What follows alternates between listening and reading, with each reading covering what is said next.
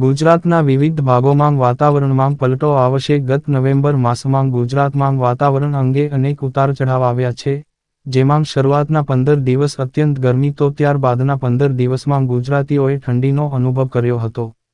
જ્યારે ડિસેમ્બર 2024 માટે પણ હવામાન નિષ્ણાત અંબાલાલ પટેલે આગાહી વ્યક્ત કરી છે, જેમાં ડિસેમ્બર માસમાં પણ ગુજરાતના વિવિધ ભાગોમાં વાતાવરણમાં પલટો આવી શકે છે.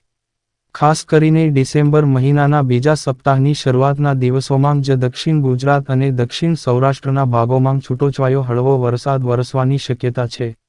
આ સાથે મધ્ય ગુજરાત અને ઉત્તર સૌરાષ્ટ્રના ભાગોમાં વાદળછાયું વાતાવરણ રહેવાની શક્યતા અંબાલાલ પટેલે વ્યક્ત કરી છે.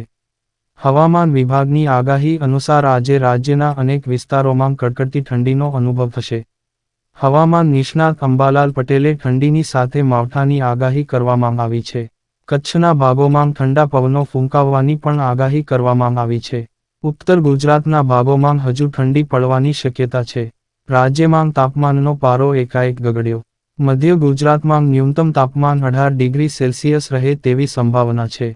મધ્ય અને ઉત્તર ગુજરાતના કેટલાક ભાગોમાં વાદળછાયું વાતાવરણ રહે તેવી આગાહી કરી છે. દક્ષિણ ગુજરાતના વિસ્તારોમાં વરસાદી છાંટા પડવાની પણ આગાહી કરવામાં આવી છે. 15-20 ડિસેમ્બર સુધીમાં બંગાળ ઉપસાગરમાં લો પ્રેશર બનવાની શક્યતા છે. રાજ્યમાં કેટલું રહેશે તાપમાન? હવામાન વિભાગની આગાહી અનુસાર અમદાવાદ, બોટાદ, દેવભૂમિ દ્વારકા, જૂનાગઢ, ખેડા, પંચમહાલ સહિતના જિલ્લાઓમાં 20 ડિગ્રી ન્યૂનતમ તાપમાન રહે તેવી આગાહી કરવામાં આવી છે.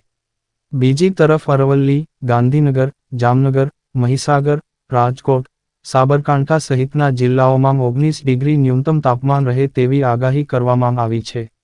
આ ઉપરાંત બનાસકાંઠા, કચ્છ, મોરબી, પાટણ સહિતના જિલ્લાઓમાં 17 ડિગ્રી ન્યૂનતમ તાપમાન રહે તેવી આગાહી કરવામાં આવી છે.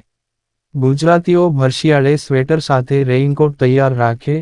ડિસેમ્બરના બીજા વીકમાં દક્ષિણ ગુજરાતમાં હળવા વરસાદની શક્યતા. વર્ષ 2025માં ઠંડી હાડથી જશે.